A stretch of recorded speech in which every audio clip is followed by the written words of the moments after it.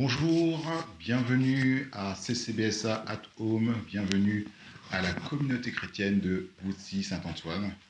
Nous sommes à nouveau réunis pour un culte en ligne. C'est l'occasion pour chacun d'entre nous de passer un peu de temps à louer le Seigneur et aussi à se mettre à l'écoute de sa parole. À ce sujet, je voulais commencer notre temps avec l'évangile de Jean, où il est dit au premier chapitre: au commencement était la parole, et la parole était avec Dieu, et la parole était Dieu. Elle était au commencement avec Dieu.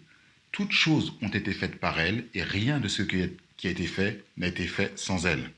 Il nous est dit aussi au verset 4, en elle était la vie, et la vie était la lumière des hommes.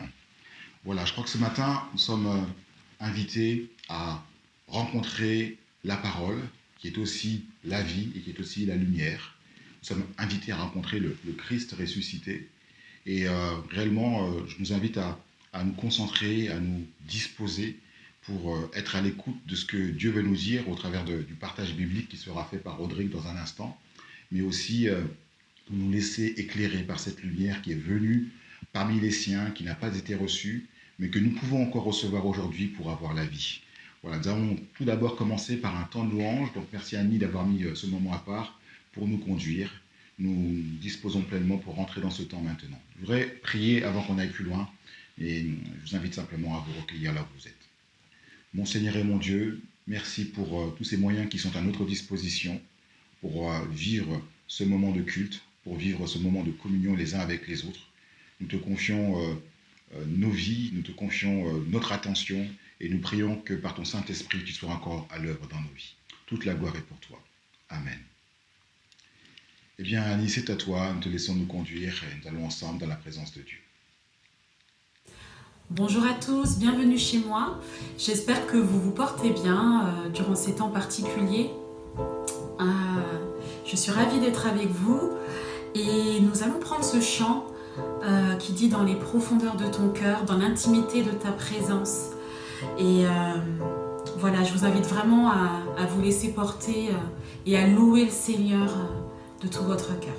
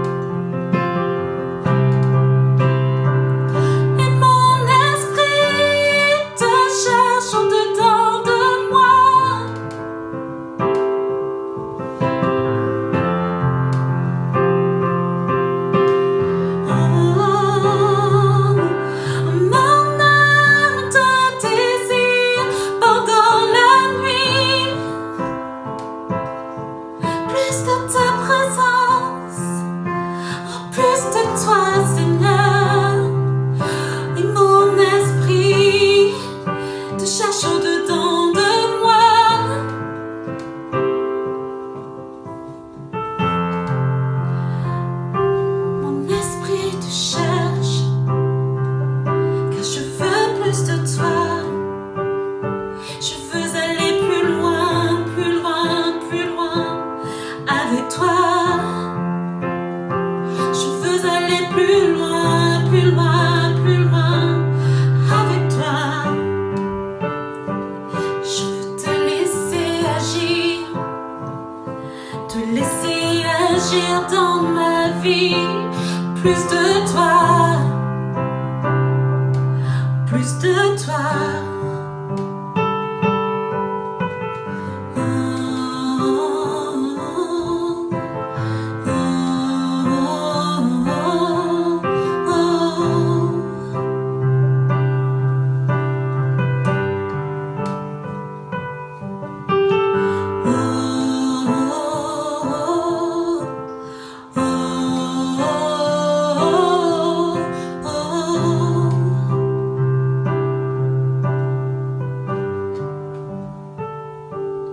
Je m'attends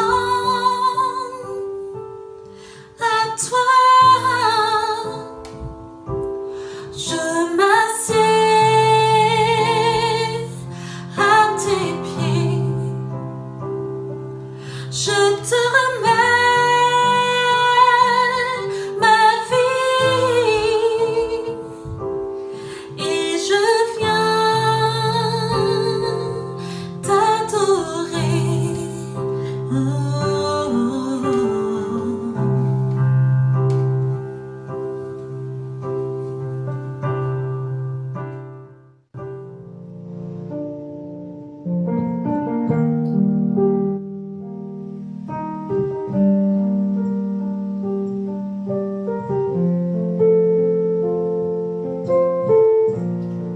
Sous la pression,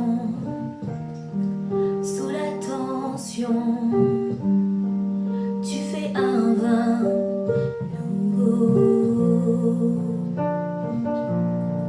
Je renonce à mes propres voies, tu traces un chemin nouveau. Sous la pression, sous la tension, tu fais un vin nouveau. Je renonce à mes propres voies, tu traces un chemin nouveau. Alors je m'abandonne entre tes tendres mains. Quand j'ai confiance en toi, je n'ai rien à craindre. Alors je m'abandonne entre tes tendres mains. Quand j'ai confiance en toi, je n'ai rien à craindre. Fais de moi un vase, fais de moi une offrande, fais de moi ce que tu veux que je sois. Je n'ai rien à offrir, Jésus, tu m'as tout donné. Fais déborder ma vie d'un vin nouveau. Fais de moi un vase, fais de moi une offrande, fais de moi ce que tu veux que je sois. Je n'ai rien à offrir, Jésus, tu m'as tout donné. Fais déborder ma vie d'un vin nouveau. Fais déborder ma vie d'un vin nouveau. Fais déborder ma vie d'un vin nouveau. Alors je m'abandonne entre tes tendres mains. Quand j'ai confiance en toi, je n'ai rien à craindre. Alors je m'abandonne entre tes tendres mains. Quand j'ai confiance en toi, je n'ai rien à craindre. Fais de moi un vase.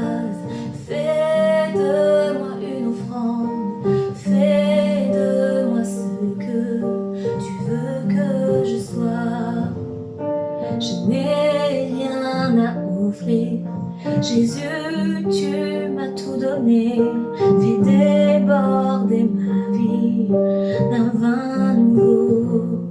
Quand le vin est nouveau, la puissance est nouvelle, il y a la liberté et le royaume est là. Je laisse mes anciennes flammes pour qu'un feu nouveau brûle en moi. Oh, quand le vin est nouveau, la puissance est nouvelle, il y a la liberté et le royaume est là.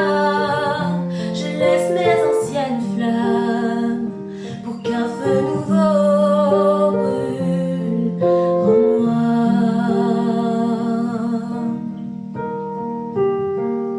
Quand le vin est nouveau, la puissance est nouvelle, il y a la liberté et le royaume est là. Je laisse mes anciennes flammes pour qu'un feu nouveau brûle en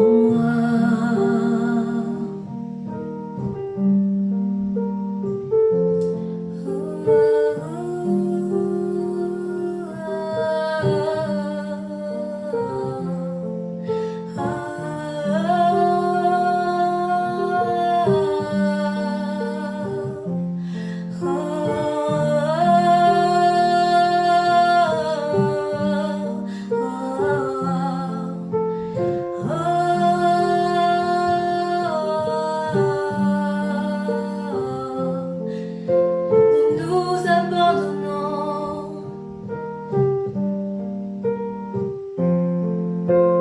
nous abandonnons,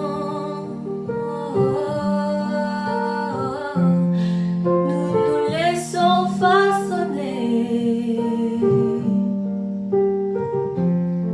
nous nous laissons transformer. Au pied du trône, nous nous laissons toucher. Au pied du trône, nous nous laissons transformer.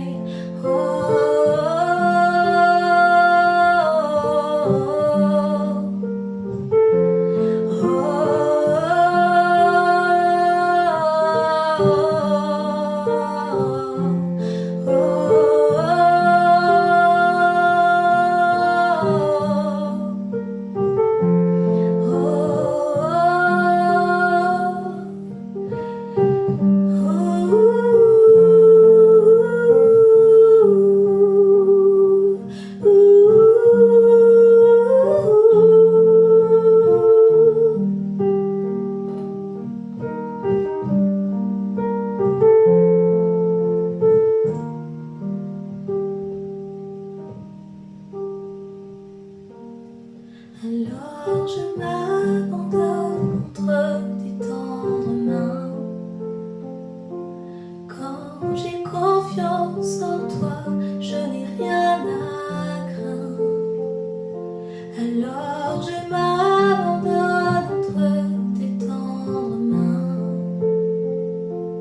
Quand j'ai confiance en toi, je n'ai rien à craindre.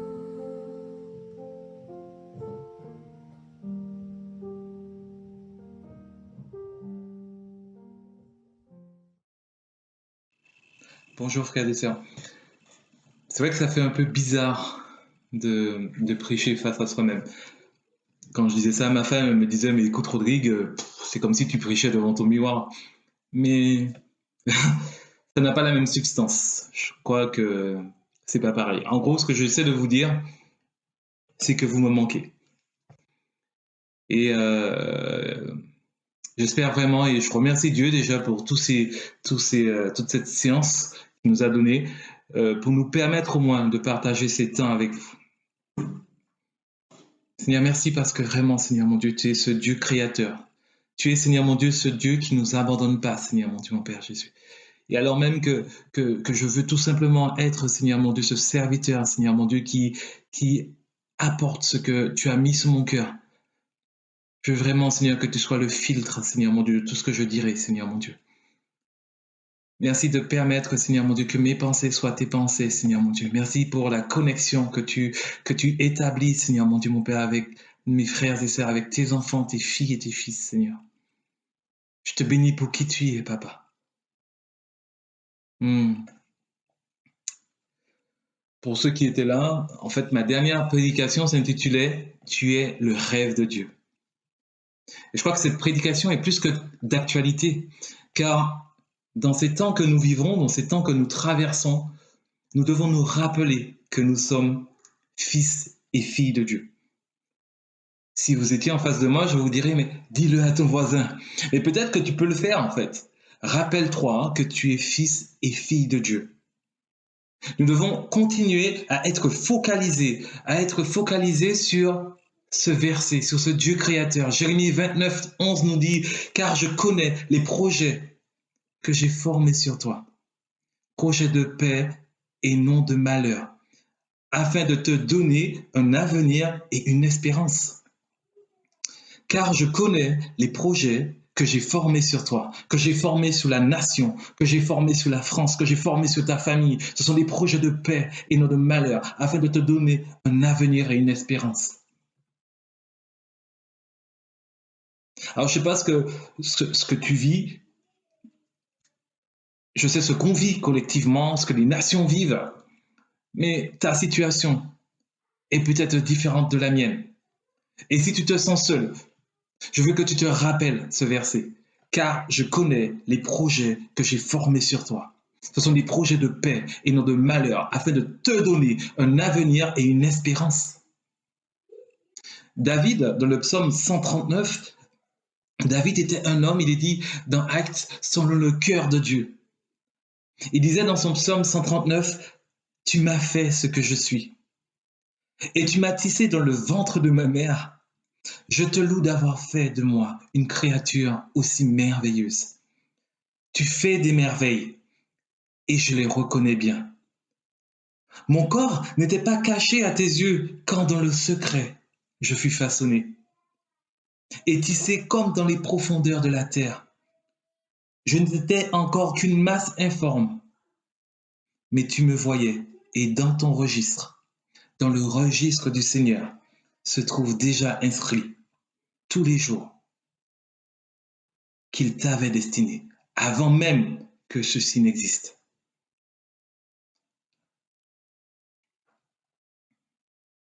Alors, comment un Dieu si bon pourrait, en ces temps difficiles, vouloir notre malheur? Je crois que nous devons apprendre à regarder plus loin, apprendre à comprendre que dès le début de notre vie, notre destinée et notre identité sont entre les mains de Dieu qui aime sa création. Et ça dès le commencement. Et c'est justement de ce commencement que nous allons plus ou moins parler. Nous allons bientôt arriver, selon les dires, à la fin de confinement. Rentrer dans un nouveau cycle, un nouveau commencement. Mais je crois qu'il est bon que nous nous arrêtions quelques instants sur comment nous vivons notre préparation à ce nouveau commencement. Avant de voir notre préparation, on va essayer de voir différemment le premier commencement. Le premier commencement. Le titre de cette prédication, de ce partage, vous l'avez compris, c'est « À l'aube d'un commencement, d'un nouveau cycle ». À l'aube d'un commencement, d'un nouveau cycle. Dans Genèse 1, il est dit « En un commencement, Dieu créa les cieux et la terre ». La terre était informe et vide. Informe et vide, ça veut dire en fait en hébreu « tohu bohu ». C'était le bazar. Il n'y avait rien, c'était le bazar. Il y avait des ténèbres à la surface de la Bible. Je continue donc la lecture de Genèse 1. et l'Esprit de Dieu se mouvait au-dessus des cieux. Je pense qu'on connaît tous en fait ce passage, on l'a sans doute vu dans les catéchismes ou en fait dans l'école du dimanche.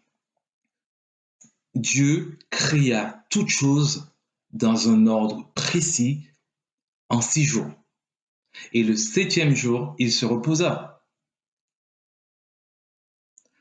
Pourtant, puisque le temps et les circonstances nous le permettent, à la lecture ou à la relecture de ce passage, une chose a attiré mon attention. C'est que pour sortir de ce tohu-bohu, de cet état informe et vide, la première chose que Dieu a créée, c'est la lumière.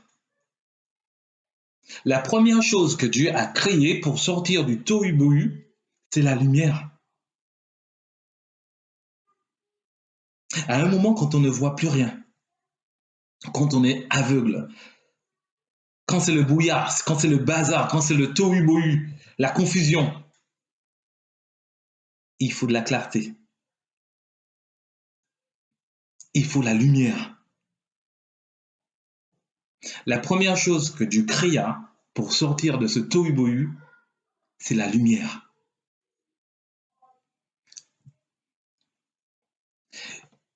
Il y a vraiment, à la lecture toujours de Genèse, une séparation qui se fait entre la lumière et les ténèbres. Ce n'est qu'après et qu'à partir de cette séparation que Dieu peut commencer à créer. Bara, Dieu créa. Bara, c'est un verbe d'action qui est utilisé principalement avec Dieu comme sujet. Ce n'est qu'à partir de cette séparation, de la création de la lumière, de cette séparation entre la lumière et les ténèbres que Dieu créa. On peut voir que, effectivement, dans le 2e jour, il créa quoi? Il créa les étendues, donc le ciel et les eaux. Le 3e jour, la terre ferme et les mers. Le 4e jour, les luminaires, donc la lune, les étoiles, le soleil. Le 5e jour, les animaux de la mer, de la terre et du ciel. Ce n'est qu'après avoir éclairé le monde, cosmos dans le sens monde entier, que Dieu a pu l'ordonner en créant toutes choses. Il a pu créer un monde parfait. Le monde est ainsi entré dans un nouveau cycle dans lequel il était avant donc informe et vide. Il est rentré dans un nouveau commencement, une nouvelle étape de son existence, une nouvelle destinée au final. Une destinée qui apporte quoi? Qui apporte la vie. Toujours à la lecture de Genèse, on voit que Dieu a mis dans chaque semence, dans chaque espèce, le pouvoir de se propager et de se multiplier. Il apporte la vie. Ce monde informe et vide, tohu-bohu, a reçu une nouvelle identité, de nouvelles capacités qui propagent la vie que Dieu lui a donnée. Mais nous savons que Dieu, en tout cas le Dieu que nous servons, est un Dieu de relation. Rappelons-nous que dans son cœur, il y a de l'amour. Son cœur est rempli d'amour. Et son idée, son projet va plus loin que cela. Il a créé un jardin à part pour des personnes bien spéciales, l'homme et la femme. Le 6e jour, il les a créés pour administrer sa création comme lui, il le ferait, comme lui, il le désirerait. Alors, il les a créés à sa ressemblance. Il est question ici, vous le comprendrez bien, d'une délégation d'autorité. Dieu a délégué à Adam et Ève son autorité afin de continuer d'ordonner ce que lui-même avait créé. Adam et Ève donc devaient se responsabiliser, devaient aussi protéger la création de Dieu. Je répète, ils devaient se responsabiliser et protéger la création de Dieu. Bill Johnson, que je vais souvent citer, dans son livre Accueillir sa présence décrit bien cela. Il dit, je vais lire, il était appelé à vivre de manière responsable et productive, à avoir des enfants, qui auraient des enfants, qui auraient eux-mêmes des enfants, etc. Et à étendre les limites du jardin jusqu'à ce que la planète soit totalement placée sous leur autorité et sous leur domination. Je vais reprendre. Ils étaient appelés à vivre de manière responsable et productive, à avoir des enfants, qui auraient des enfants, qui auraient eux-mêmes des enfants, et à étendre les limites du jardin jusqu'à ce que la planète soit placée totalement sous leur autorité et sous leur domination. J'ajouterai qu'ils devaient faire tout cela selon le cœur de Dieu. Vivre, évoluer, produire, étendre les limites du jardin selon le cœur de Dieu. Et avec les méthodes, les enseignements et les conseils d'un Dieu créateur. Amen. Mais comment entendre, connaître, recevoir tous ces conseils, ces enseignements, si ce n'est en écoutant directement le Créateur, en étant directement en contact avec lui.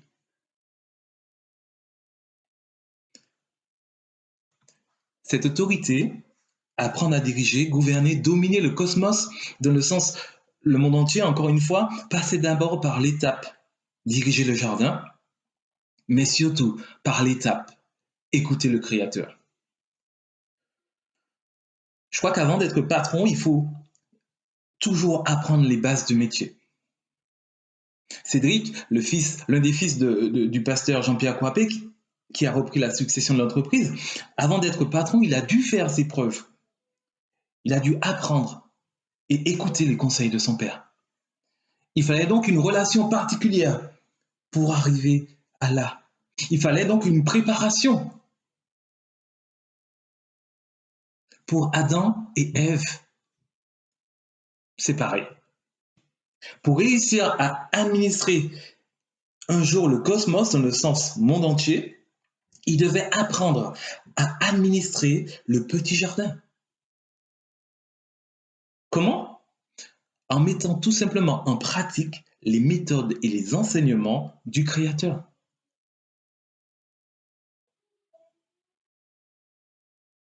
Tout cela découlait donc d'une relation, une communion, une intimité avec Dieu. Il est dit dans la Bible, dans Genèse 3, verset 8, pour exemple, que Dieu parcourait le jardin vers le soir, comme d'habitude. Malheureusement, effectivement, ce passage parle aussi de la chute. Je crois que si on pouvait l'enlever, ce serait bien, mais voilà, il y a une destinée aussi à ça. Donc, et après la chute, il est dit que Adam et Ève se cachaient. Mais cela était surprenant car Dieu pose la question. Dieu pose la question, où es-tu? Où es-tu? Forcément, quand tout allait bien, il ne se cachait pas. Ils parcouraient le jardin ensemble. Je ne sais pas si on peut s'arrêter un moment et puis juste imaginer ça, en fait, qu'on soit là et avec Dieu, créateur, et on parcourt le jardin. Vous voyez, vous imaginez en fait Adam qui est là et qui dit au Seigneur, voilà ce que j'ai pu construire, qu'en penses-tu? Oh, moi j'aurais peut-être fait ça, comme ci, comme ça. Et Ève qui dit, mais écoute, j'ai essayé de prendre ces deux fruits, j'ai essayé de mélanger, ça fait un bon smoothie.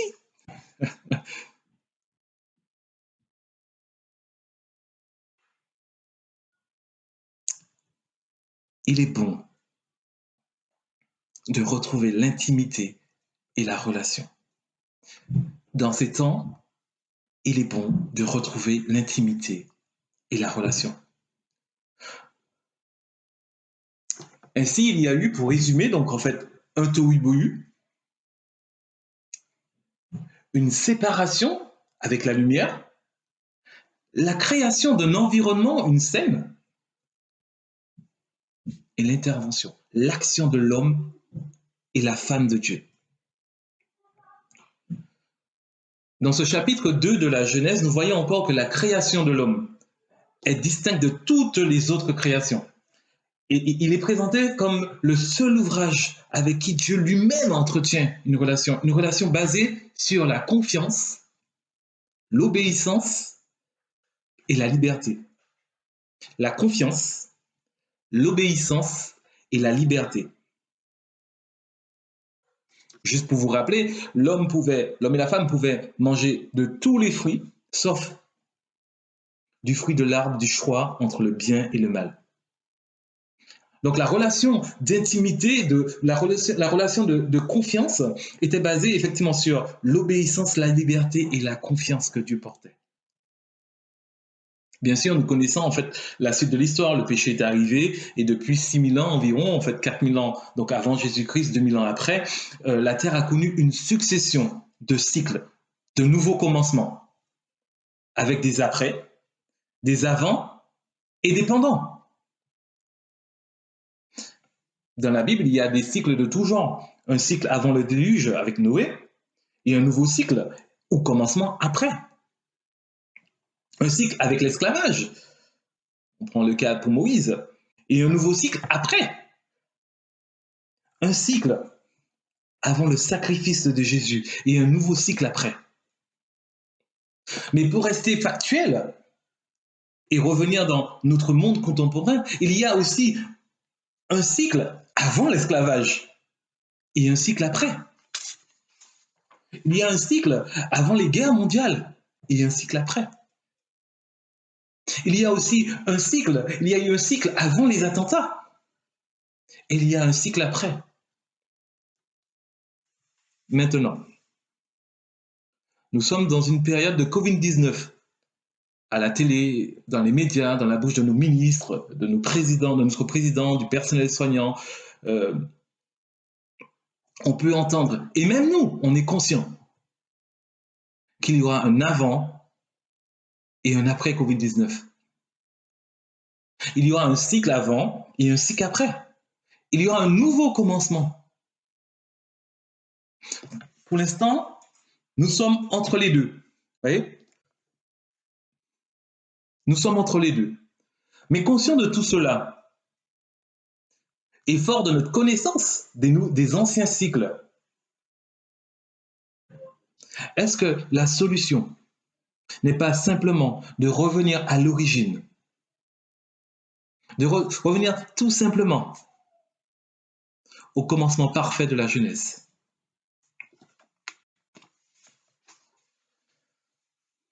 Je ne sais pas comment ce sera le prochain cycle. Je sais même pas ce que je peux pas parler sur ce qui nous attend ou nous attendra. Voilà. Je crois qu'on ne sait rien, mais on connaît hier. On connaît maintenant. Hier, Dieu a imposé une pause. Aujourd'hui, qu'en faisons-nous? Notre pasteur Bernard, il y a quelques semaines, avait déjà introduit la notion de temps de réflexion et temps de l'action. Le temps de la réflexion et le temps de l'action. Et un mois plus tard, je suis toujours interpellé sur cette notion. La phase de l'action. L'action pendant la pause.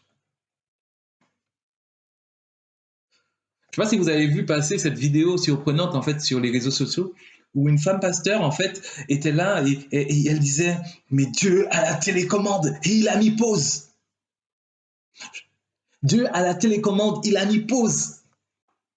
Aïe, aïe, aïe. Je crois qu'elle a une superbe pensée. En imaginant tout simplement, voilà, le Dieu créateur avec cette télécommande, la télécommande non pas seulement de ta vie, mais de toute une nation, de toutes les nations. Il a juste mis pause. Mais n'oublions pas que même si Dieu a mis une pause, il ne souhaite pas d'image stoppée. C'est un peu paradoxal. Mais Dieu ne souhaite pas un peuple figé. On l'a dit en fait précédemment, donc il y a effectivement un tohu-bohu, puis une séparation doit être faite avant que Dieu ne commence à préparer un environnement favorable à l'action de ses enfants. Là, je ne vais pas parler en fait de la création extérieure, car aujourd'hui, dans le tohu-bohu de ce monde, Dieu, par cette pause, a séparé son peuple du chronos de ce monde, du train quotidien, des pressions extérieures, pour créer dans des terres nouvelles, pour créer dans nos cœurs un nouveau jardin, afin qu'ensuite nous soyons prêts à étendre nos limites extérieures, que nous soyons prêts et nouvellement équipés pour moissonner plus largement dans les champs du monde.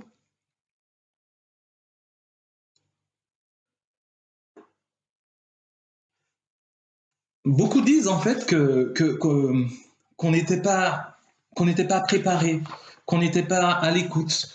Mais je crois qu'en fait que collectivement, dans un premier temps, on avait déjà reçu certaines paroles. Lors de la longue veille, et même après, beaucoup ont dit que la trompette va sonner. Et qu'il serait bon de l'écouter. André de Benen, notre couverture apostolique, en fait, est venu, en fait, et nous a parlé des sentinelles. Dans notre GDV Elim, pour ne pas faire de pub, on s'est interrogé sur cette notion, les sentinelles, les guetteurs, sous l'aspect prophétique, comment écouter, comment entendre. Nos pasteurs nous ont donné effectivement 2 ans avec la vision, oui, de la maturité. Mais ils nous ont rappelé l'importance cette année d'avoir un fondement biblique, de rentrer dans une nouvelle créativité. Et cette nouvelle vision pour aller enseigner, évangéliser. Donc je crois que Dieu, indirectement, nous a préparés à des temps comme cela. Alors c'est sûr qu'il ne nous a pas dit, écoute, il y aura le coronavirus. Non, je crois que s'il nous avait dit ça, on aurait tous dit, Seigneur, prends-moi tout de suite. Mais Dieu t'a préparé pour un temps comme cela. Je voudrais vous donner un témoignage de notre famille. Il y a environ 2 ans, 1 an ou 2 ans en arrière, mon épouse était travaillée par le fait qu'on devait servir la présence de Dieu. Elle devenait mais omnibulée par ça. Il faut qu'on serve la présence de Dieu en famille. Donc elle a acheté en fait des bouquins, on a essayé de trouver des temps par-ci par-là, et on a lu des livres de Bill Johnson. On a mis des plans en fait, des temps de famille par-ci par-là, le Shabbat, la Pâque juive, l'Omer, la Pentecôte. On a essayé de lire le livre L'Église messianique se lève pour essayer de comprendre les fêtes. Je crois que vous connaissez tout cela. Et ma femme, en fait, elle s'est plongée dans cela. Mais tout ce qu'elle faisait comme temps de préparation ne tenait pas. Non parce qu'on ne mettait pas de bonne volonté, mais parce qu'en fait, en un sens, le chronos, le temps, nous manquait. Mais elle n'a pas lâché. C'est impressionnant, elle n'a pas lâché. Lorsque je vous dis ça, vous ne pouvez pas mesurer.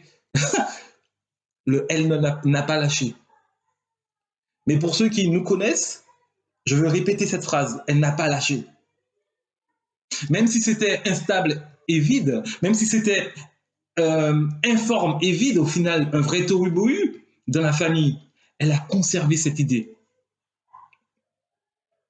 Peu de temps après, le Seigneur nous réveillait la nuit. Alors pour elle, c'était 1h du matin. Pour moi, c'était 3h. Et puis on tournait. Alors, on a décidé de se lever et de prier. Jean-Élie Teferi disait « L'habitude est plus forte que le désir ». Alors pour ma femme, c'était plus compliqué parce que pour la gestion du plus petit, en gros, comme il dort toujours avec nous, c'est un détecteur de mouvement. Dès que ma femme bouge, il est réveillé. Oui. Mais alors, le Seigneur nous a interpellés sur ce qui concerne les veilles pendant la nuit. Et mon épouse s'est mise à lire un très bon livre que je vous conseille de Maj Shavdal, Les veilles de nuit d'ailleurs, prêté par une sœur. Dieu nous a préparés individuellement ou en famille dans des temps comme ça. Dieu t'a préparé individuellement à être une sentinelle. Alors, effectivement, je vais me répéter, certains disent que nous n'étions pas préparés. Mais collectivement, je veux rappeler que nous étions préparés. Alors, peut-être pas à affronter un tel virus, mais préparés spirituellement à rentrer dans ce nouveau cycle. Alors, Dieu, hier, a préparé chacun à vivre le temps d'aujourd'hui pour entrer dans ce nouveau cycle demain. Alors, nous allons un peu nous arrêter sur l'aspect collectif qui nous a laissé à travers toujours l'histoire d'Adam et Ève. Et je crois qu'il y a une pépite importante. L'écoute. Écoutez. Écoutez. Être dans sa présence pour l'écouter. Un temps d'action dans le repos pour être dans sa présence pour l'écouter. Dans cette partie, je ne vais pas être plus royaliste que le roi, hein, je vous assure. Je vais résumer une partie du livre de Bill Johnson.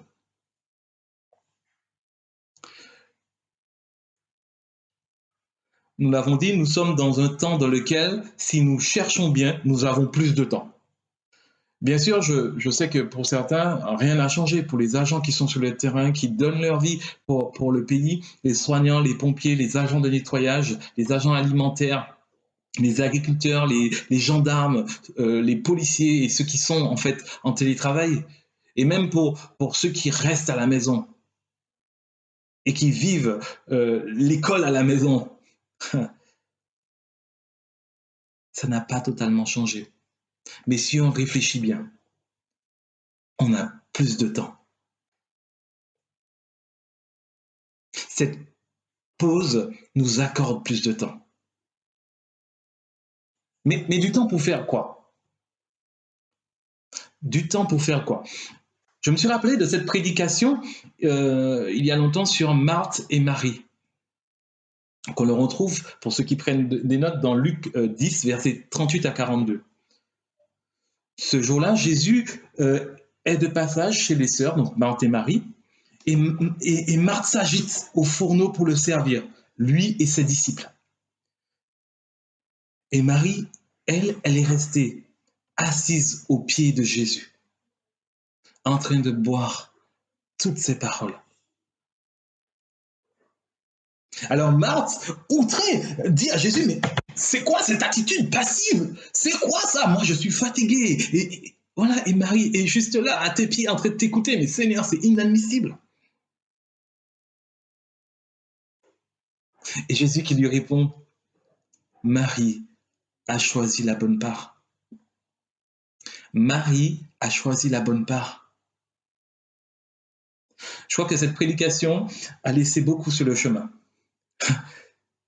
Et c'est très étonnant de retrouver en fait ce passage dans le livre de Bill Johnson. Il faut savoir que pendant sa pause, Marie n'était pas en train de ne rien faire. Marie n'était pas en train de ne rien faire. Okay? Quand Jésus parle, Marie met de côté toute distraction et s'assoit pour l'écouter. Tout comme Adam dans le jardin écoutait les conseils précieux de notre Dieu créateur. Marie, écoutez bien cette phrase, elle est importante. Marie était en train d'apprendre que travailler à partir de la présence de Dieu était beaucoup plus efficace que de travailler pour sa présence. Je vais la reprendre. Et si vous voulez la noter, Marie était en train d'apprendre que travailler à partir de la présence de Dieu était beaucoup plus efficace que travailler pour sa présence. Amen. S'agiter pour servir Dieu alors qu'il nous a rien demandé, c'est inutile. Mais être à son écoute pour savoir ce que son cœur désire est tellement plus précieux. Marie était en train d'apprendre que travailler à partir de la présence de Dieu était beaucoup plus efficace que travailler pour sa présence. Alors, dans cette notion d'écoute, on est pas tous égaux. Certains sont avancés et connaissent la voix du bon berger, sous toutes ses formes. Okay? Certains avaient l'impression d'être bien avancés. Et puis, en ce moment, c'est calme. Le générateur, pas de fréquence. Okay? Et Dieu a mis comme un reset. Voilà. Et tout ça nous rend plus humbles. Tout ça nous rend plus humbles. On se rend parfois compte qu'on ne sait plus rien faire. Alors on attend patiemment. On attend patiemment. Confiné, mais on attend patiemment. On se lève, on prie et on attend. Rien ne se passe. Alors on met la louange, on joue à la guitare. Ok. Et on attend. Eh bien, le réveil des enfants, pour exemple, et on se dit, bon, waouh, j'ai rien entendu, j'ai rien écouté, Seigneur, t'as peut-être pas parlé. Bon, allez. Et on se met à lire la Bible. Et on attend patiemment que Dieu parle. On attend patiemment. Et on attend encore patiemment. Patiemment. Bill Johnson nous dit que le mot hébreu pour patiemment se retrouve 53 fois dans la Bible. 4 fois, il veut bien dire donc attendre patiemment, être dans l'attente. Ok? Mais les 49 autres fois, le mot patiemment se traduit par se tordre de douleur comme l'accouchement. Ou alors tourbillonner joyeusement dans les airs. Danser. Alors je me suis dit, écoute, on va regarder le mot pause. Et quand je regardais pour le mot pause dans la Bible, le fameux Sélah, en fait, il veut dire élever, exalter. Et le mot Shabbat, le mot repos, veut dire effectivement se reposer, mais aussi célébrer. Vous comprendrez bien, dès lors qu'on est loin du mot fainéant, on n'est rien du mot farent ou de ne rien faire. Attendre patiemment que Dieu nous fasse l'honneur de sa présence et nous parle, demande de notre part, comme pour la pratique de la danse ou encore de l'accouchement. Je ne suis pas expert pour l'accouchement, mais voilà, de la concentration, de la détermination pour atteindre son but. De la concentration, de la détermination pour atteindre son but. Marie avait la bonne part. En disant tout cela, vous me direz, écoute, ça c'est de la théorie. Et je serais peut-être d'accord. Mais de mon côté, je crois que Dieu a mis un mode reset. Et avec Mag, avec mon épouse, on s'est posé la question ensemble. Concrètement, on fait quoi? Dans le quotidien, là, on fait quoi? Alors, mis à part un peu d'intercession par-ci, par-là, avec les réseaux d'amis, avec notre réseau RNC, avec la CCBSA, un temps formidable que j'ai vécu avec une sœur formidable. Ok, d'accord, mais on fait quoi là? Alors, quand on se lève, on fait la vaisselle, on fait les devoirs des enfants, mais comment on fait pour lui plaire? Où est ta présence? Où sont tes conseils, Seigneur? Alors, on veut marcher dans la fraîcheur de la nuit pour apprendre à préparer demain avec lui. Mais si on ne vient pas dans sa présence, si on ne s'assoit pas quand il parle pour écouter, si on ne le fait pas maintenant, dans ce temps de pause, quand le nouveau cycle commencera, est-ce qu'on pourra le faire? Alors, je n'ai pas toutes les réponses, hein. J'ai plein de questions, mais je n'ai pas toutes les réponses. Mais j'ai continué à chercher, car je pense que la présence de Dieu n'est pas quelque chose d'abstrait, d'imaginaire, mais il a laissé en chacun de nous son Esprit Saint pour qu'on se rapproche de lui. Amen. Alors, soyons persévérants. Percez et vous verrez. Soyons persévérants, cherchons-le de tout notre cœur et demandons-lui personnellement de nous attirer encore plus près de lui pour apprendre à vivre en ayant conscience de sa présence à nos côtés. Alors, je vais vous proposer quelques pistes que l'on retrouve également dans le livre de Bill Johnson qui ont à ma grande surprise, en fait, étaient celles où se sont inscrits dans la continuité de nos temps de prière. Premièrement, ayons foi que notre Dieu veut demeurer toujours à nos côtés. Ayons foi que Dieu veut demeurer toujours à nos côtés. Son nom est Emmanuel. Si vous étiez en face de moi, je vous dirais, mais Emmanuel, ça veut dire quoi? Dieu est avec nous. Dieu est avec nous. Son nom est Emmanuel. Donc, ayons foi que notre Dieu veut demeurer toujours à nos côtés. La deuxième piste, c'est apprenons à nous repentir profondément. Apprenons à nous repentir profondément. Acte 3, verset 19, pour ceux qui prennent des notes, repentez-vous donc et convertissez-vous pour que vos péchés soient effacés, afin que des temps de rafraîchissement viennent de la part du Seigneur. Amen. La troisième piste, c'est prier par l'Esprit Saint.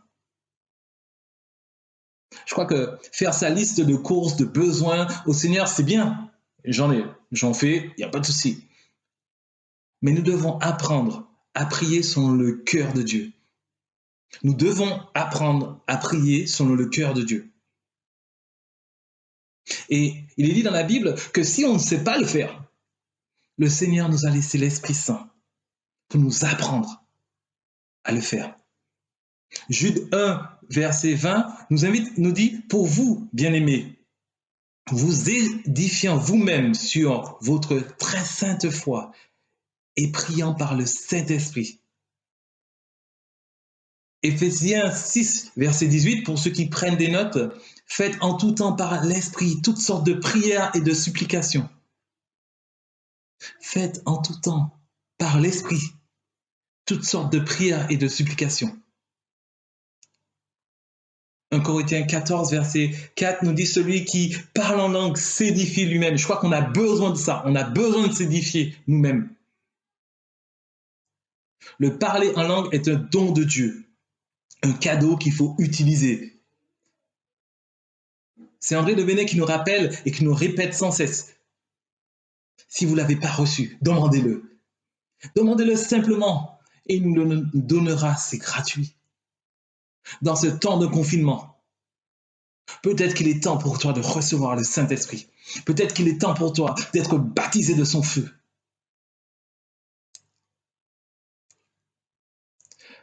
La quatrième piste, c'est l'adorer, le louer. Alors oui, c'est vrai qu'il y a, en fait, et ça c'est merveilleux, il y a des temps mais formidables en fait sur YouTube avec des musiciens, des merveilleux, des temps qu'on peut prendre. Mais je crois que le Père recherche aussi l'adoration qui sort de notre cœur. Que dit ton cœur pour ton Dieu ce matin? Lui, le Dieu aux 1000 facettes, comment as-tu vécu sa présence aujourd'hui?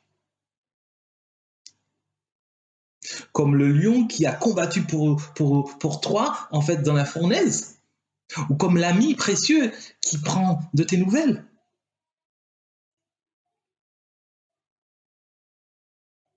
Comment ton cœur exprime sa passion pour ton Créateur? Je crois que ton Dieu a besoin d'entendre les soupirs de ton cœur pour que tu puisses l'adorer pour ce qu'il est et non pour ce qu'il fait. Que ces temps de confinement nous réapprennent à adorer Dieu avec notre cœur pour ce qu'il est et non pour ce qu'il fait. Amen. La 5e et la dernière piste, c'est lire sa parole jusqu'à ce qu'il parle. Je crois qu'on ne peut pas dire, en tout cas pour ceux qui me connaissent, je crois, et je suis formel, je crois qu'on ne peut pas dire qu'on n'a pas le temps de lire la parole. C'est indicible. On peut ne pas aimer lire, mais je crois qu'en fait qu'un chrétien doit lire la parole. Je crois qu'on doit prendre conscience que dans d'autres pays, ils n'ont pas la chance d'avoir la Bible. Ils n'ont pas la chance d'avoir la parole de Dieu. Ils sont persécutés. Mais nous, dans notre confinement, nous avons la parole de Dieu. Nous avons la Bible. Dieu veut nous rencontrer à travers sa parole. La parole de Dieu, on sert un Dieu dans lequel il n'y a aucun changement, aucune variation. Donc la parole de Dieu demeure. Il parle à travers ce livre, dans ce cycle de confinement. On ne peut pas dire qu'on ne peut rien faire. Réapprends à lire la Bible. Qu'as-tu appris aujourd'hui? Lire la Bible, ce n'est pas comme un ouvrage quelconque. Non, lire la Bible, c'est rechercher le cœur de Dieu. Rechercher le cœur de Dieu à travers des enseignements, à travers en fait ce verset. Prendre un temps particulier. Je crois qu'il est plus important, il est très important de lire la Bible. J'ai été étonné d'ailleurs de voir sur des listes de courses la Bible à 1 euro. Donc en fait la Bible se trouve partout. Donc il n'y a pas d'argument pour qu'on ne puisse pas lire la Bible. Et je profite pour dire que si tu n'as pas de Bible, que ce ne sera pas pour toi un prétexte. Je pense que tu peux te rapprocher de nous. Et on va faire pour que tu aies la Bible. Dans ce temps de confinement, il faut que tu arrives à te nourrir de la parole de Dieu.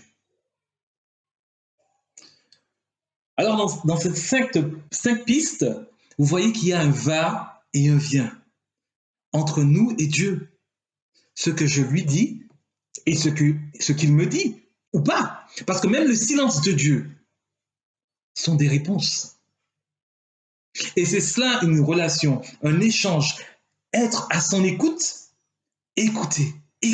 C'est quelque chose d'intentionnel. Le pasteur Forti avait déjà, je crois qu'il y a 3 ans de ça, parlé et prêché sur l'écoute. La différence entre écouter et entendre. Écouter, c'est quelque chose d'intentionnel. C'est quelque chose d'intentionnel.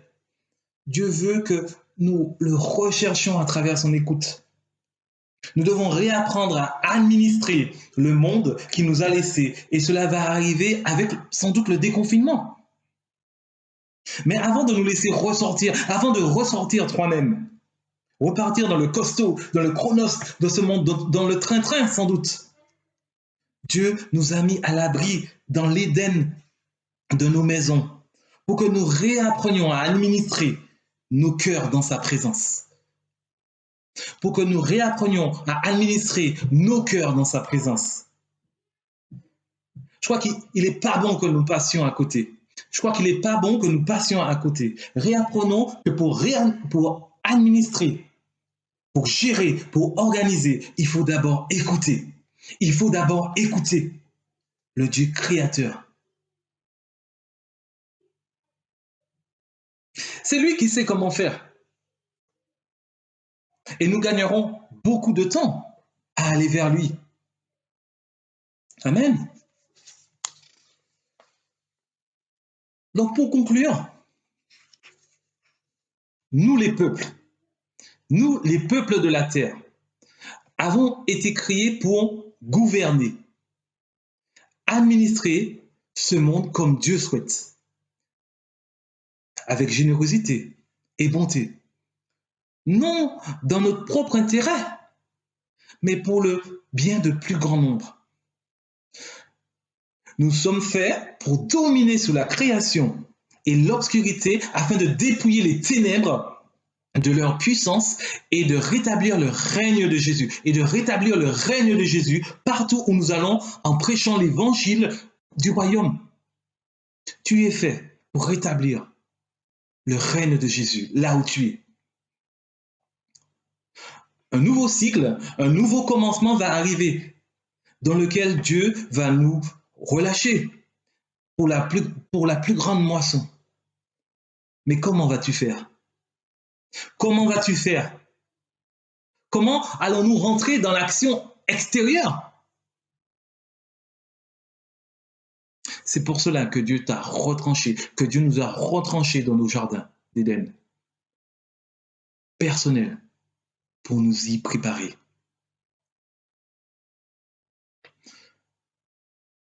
Nous ne rentrerons pas dans l'action si nous n'arrivons pas à écouter, rentrer dans une intention pour écouter la présence de Dieu. Alors, humblement, avec la force qu'on a, avec l'identité qu'on a, avec nos imperfections, réapprenons à écouter Dieu. Amen. Seigneur, je voudrais vraiment, Seigneur, mon Dieu, mon Père, te bénir, vraiment te louer pour qui tu es. Tu es ce Dieu créateur, ce Dieu qui nous a créés dans le but, effectivement, d'amener ton règne, ce règne d'amour. Ô combien, Seigneur, j'ai à cœur de te louer, combien j'ai à cœur de t'honorer. Tu es ce Dieu tellement bon. Seigneur, mon Dieu, mon Père, alors que je prie, Seigneur, mon Dieu, mon Père, je veux vraiment te demander, Seigneur, de toucher chacun de ceux qui écoutent et qui regardent cette vidéo. Cet esprit, je te prie de visiter chacun de nous, Seigneur. Et qu'un vent qui vienne de toi nous dérange et nous mette en action dans cette pause, Seigneur. Nous mette en action dans cette pause, Seigneur, mon Dieu, mon Père. Que nous ressentons l'urgence dans la préparation, Seigneur, mon Dieu. Je te bénis, Seigneur, mon Dieu, parce que c'est toi qui règnes. C'est toi qui règnes. Je te loue, Papa. Amen. Soyez bénis. Amen. Eh bien, nous sommes parvenus à la fin de ce culte. Merci Annie pour nous avoir conduits dans la louange. Merci Rodrigue pour l'exhortation biblique. Nous avons passé un bon temps et nous pouvons repasser encore ces choses dans nos cœurs. Et bien sûr, vous pourrez retrouver ce culte sur la chaîne YouTube Église CCBSA. Et vous pouvez aussi nous retrouver régulièrement en semaine sur la page Facebook Église CCBSA. Vous avez les versets du jour, des temps de louange qui vous sont proposés. Donc n'hésitez pas à profiter de tout cela. Et si vous voulez en savoir plus sur la communauté chrétienne de Boussy-Saint-Antoine, vous pouvez consulter notre site web ccbsa.org. Voilà, vous pouvez bien sûr nous joindre, il y a une rubrique Contactez-nous. D'ores et déjà, vous pouvez noter l'adresse mail ccbsapasteur au pluriel @gmail.com. N'hésitez pas à nous contacter, nous sommes à votre disposition et très désireux d'échanger avec vous. Voilà, notre culte se termine maintenant. Nous nous retrouvons la semaine prochaine pour un culte CCBSA at Home. Nous serons en live avec un invité. Cet invité, c'est le pasteur Jean-Élie Teferi, qui nous fait le plaisir de se joindre à nous pour partager les moments. Il partagera la parole de Dieu. Donc préparons-nous déjà à l'écouter et nous nous retrouvons donc la semaine prochaine à 10h30. Je souhaite à chacune, à chacun un bon dimanche. Gardez la paix du Seigneur dans vos cœurs et que la grâce de Dieu repose sur vous dans ces temps un peu particuliers que nous vivons. Nous savons que Dieu est avec nous, qu'il ne nous abandonne pas, alors faisons-lui confiance. Bon dimanche à tous et à très bientôt.